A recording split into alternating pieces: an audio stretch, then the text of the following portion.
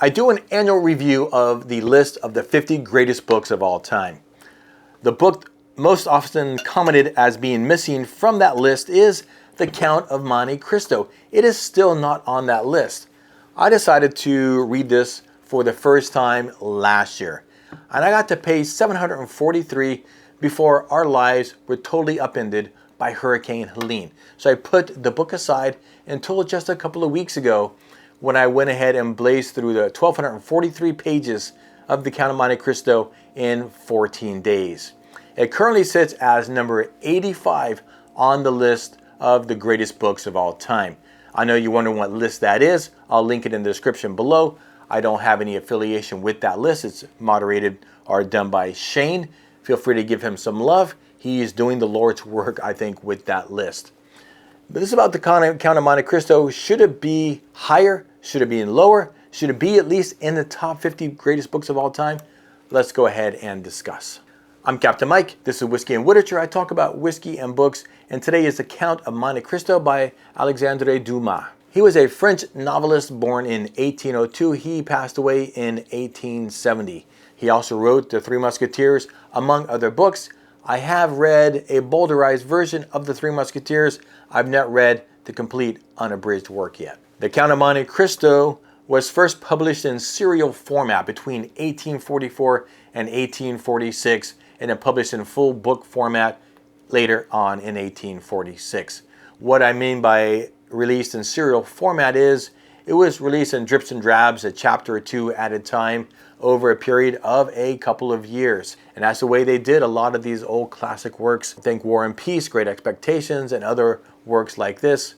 They were also released in serial format. There are numerous translations in English and other languages of The Count of Monte Cristo, and I went ahead and went with the 1996 bus translation by Penguin Classics, which clocks in at 1,243 pages. I did read quite a large portion of this book. I did also listen to a part of it on Audible.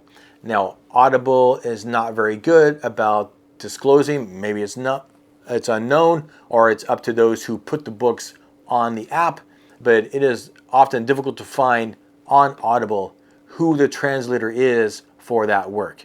And I could not find a definitive bus translation, so I went ahead and downloaded the Blackstone audio, and I don't know who the translator is, but I know it's not bus. I just listened to it to kind of fill in those gaps when I was going for walks and commuting back and forth to work. Otherwise, I was turning these pages. I have learned over the past several years as I've been reading more and more translated works, it is important, at least to me, to find the best translation that I can. For example, the reason I went with the bus translation is some of them, they were cut out some parts and nothing is explicit in any way, but there were some sexual innuendos or references, and also some references to drug use in the original copy, which was put back in the bus translation. And I figure if you're taking stuff out of a classic work, you're essentially abridging it. And I wanted the complete work, and that's why I went with the bus translation. If you have a favorite translation of The Count of Monte Cristo, feel free to let us know below and let us know why you like that translation. It is an adventure novel with revenge at its heart, love and loss, friendship and alienation, justice and mercy. Okay, let's talk about the plot, and we're only going to talk about it up to a certain point. Edmond Dantes is a 19-year-old first mate on a trading vessel. The captain becomes ill, takes Edmond aside, and says, "I charge you to give this letter to Napoleon.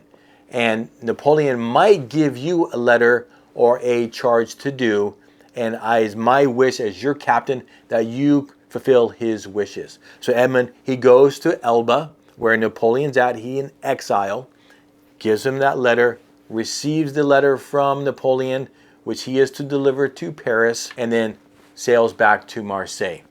In Marseille, one of the ship owners comes on a ship, talks to Edmund to get his report, and he is impressed by the work that he did after the captain died. And so he says, "Not 100% certain, I've got to talk to the ship owner, but I would like for you to be the next captain of my ship." The cargo master, Danglars, he hears that and he is jealous of Dantes because he thinks he should be the captain instead. Dantes, of course, is super excited, and he goes into Marseille to first visit and tell his father the great news. And then he goes and he visits his hot Catalan fiancée and girlfriend, Mercedes. At Mercedes' place, and she's a poor fisherwoman, her cousin is there. Now, her cousin, he also liked Mercedes and wasn't really happy that Edmund came back because he wanted to marry Mercedes.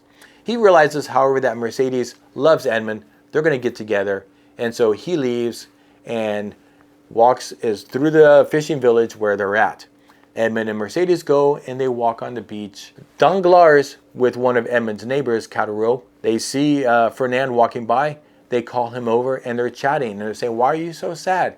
And he said, "Because I love Mercedes, but she loves Edmund, and so I can't have her, so I'm sad." Danglars, he knows about the letter from Napoleon that Edmund has.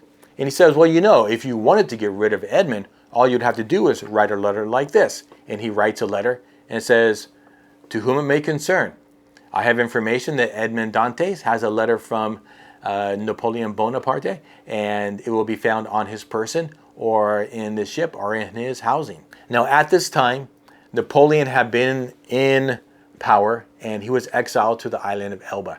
And everyone was on pins and needles, afraid that he was going to break out of Elba, and they were really cracking down on Bonapartists. Danglars writes this letter, and it says, "Well, I'm just joking, of course. I wouldn't actually send this letter." Crumples it up and throws it in the corner. Caderousse, meanwhile, is getting drunk, and Danglars takes Caderousse, and they leave. And then what he hopes happens. Fernand sees the letter and sees his end to get Mercedes, takes the letter, and gives it to the authorities. Edmund is later at his wedding feast before the wedding, just a couple hours prior to it. They're all there. They're having a feast, having a good time. In come the authorities, and they arrest Edmond Dantes as a Bonapartist. And they take him to the local magistrate, Villefort. Now, Villefort is also at his wedding feast at the same time, and he gets pulled out to interrogate Edmond Dantes. He does so and talks to him and says, and he realizes that Edmund is just a 19-year-old guy. He's not really a Bonapartist, and he's not part of some big conspiracy. And he tells him this. And he says, "Well, do you actually have this letter that you're supposed to deliver?" And Edmund says, "Yes, I do. And here it is." While Villefort was at his wedding dinner, his soon-to-be mother-in-law was giving him crap because Villefort's father, Noirtier, is a Bonapartist. And Villefort says to his future mother-in-law, "Well, I'm obviously not a Bonapartist. That's why I changed my name from Noirtier to Villefort." So then he goes and he interrogates Edmond Dantes, realizes he's not in some conspiracist, inside the conspiracy. And he gets the letter from him, and he sees that it's addressed to Noirtier, his father. So in order to protect his father, he burns the letter and has Edmond Dantes thrown into the notorious prison, Chateau d'If. Here, Edmond Dantes languishes for 14 years, pretty much forgotten by everybody. While he's in there, an abbé, a priest, who is in a cell next to his, though quite a ways away, he had been tunneling through the wall, hoping to get outside of the fortress, and he ends up in Edmond Dantes' cell. They develop a special bond, almost a father-son bond, a mentor-protege kind of bond. And Edmund, for as smart as he is, really he knew about sailing and not much else beyond that. Whereas the Abbé, he was very educated. And he said, "Listen, I like you a lot. I would like to teach you what I know." And so he teaches Edmund mathematics, chemistry, physics, geography, and things of this nature. The Abbé also tells Edmund about a great treasure he has that is hidden in the island of Monte Cristo. So 14 years after Edmund gets thrown into this prison, the Abbé gets sick and he dies. What they do with their dead is they wrap them in a sackcloth and they take them out of the prison. Edmund assumes he's going to get buried. So what he does is he takes the dead Abbé, drags him into his cell, then he tunnels through into the Abbé's cell and he sews himself up into the sackcloth. Then the jailers take Edmond Dantes from the cell thinking he is the dead Abe. And Edmund thinks he's going to get buried and he'll be able to claw his way out of the earth. But instead, the jailers, they tie a 36-pound cannonball to his feet and throw him into the ocean.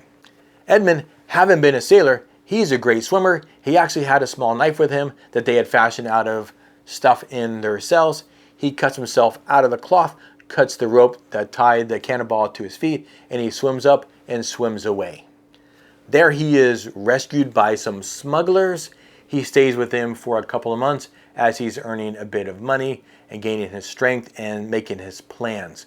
Once he gets that done, he gets a ride to the island of Monte Cristo, finds his treasure. It was true. He is now an uber wealthy guy.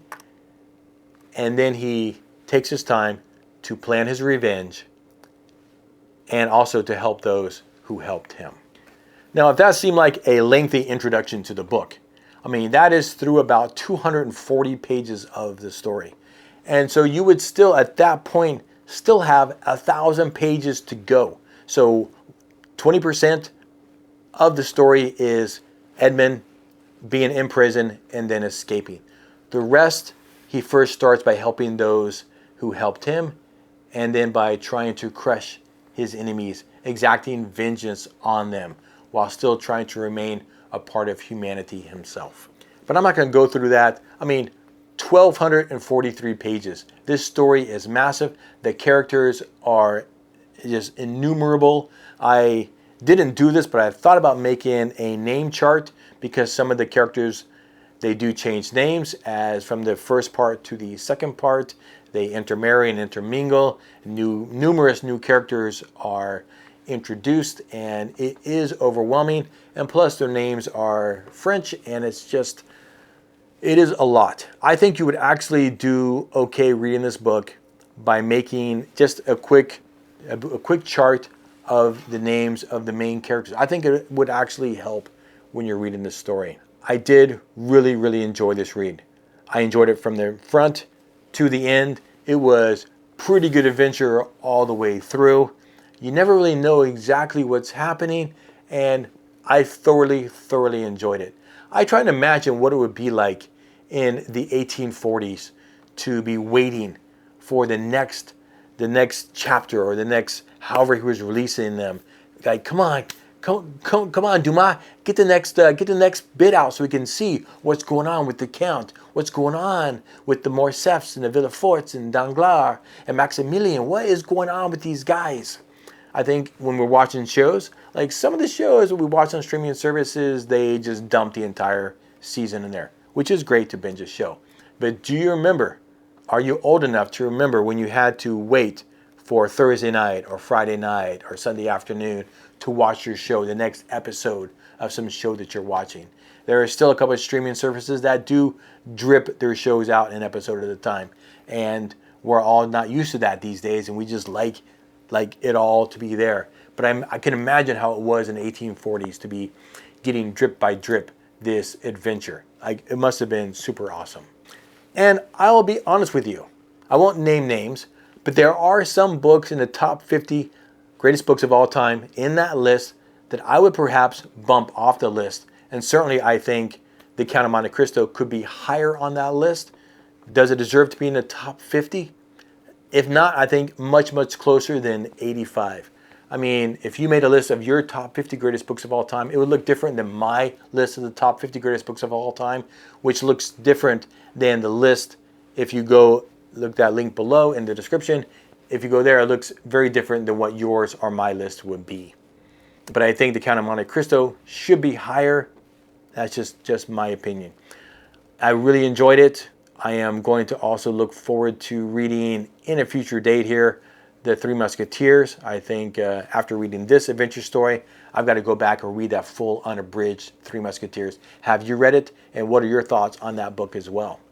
If I were going to ding anything about The Count of Monte Cristo, first would be the size, though I'm not daunted by large books. And I understand that's why they did it, because it was in serial format, and that's how they made money, right? By putting out more and more chapters. If they did it over a 12-month span, he'd make less money as opposed to a 2.5-year span. correct? He wants to make money. And so I give it to you. And again, I don't mind the detail. Just like in War and Peace and Anna Karenina, I don't actually mind it. I enjoy that pacing and that detail. I'll take it. The only other thing I'll say about it is that sometimes the Count of Monte Cristo seemed too perfect. Not enough went wrong. Everything went pretty much exactly as he planned, except for the whole Maximilian and Valentine thing. But that's just because he didn't know it because of Maximilian's vow or promise to Valentine. And even then, once he realized it, he just figured out what to do and knew how to do it. So perhaps a little too perfect of a character, but overall, thoroughly enjoyed it. Really well done. I was telling Mrs. Captain, I don't know if I could reread this book, again, from its size. I do really enjoy the reread. I think there's a lot of power in the reread, but I'm not going to, if I do reread this, it's not going to be for several years at the very least. If you have reread The Count of Monte Cristo, tell me, was it different? Did you feel differently about it the second time you read it? I'd love to know. Let me know what your thoughts are on The Count of Monte Cristo, where you think it should be on the list, and what, just overall, do you think it's a great book or not?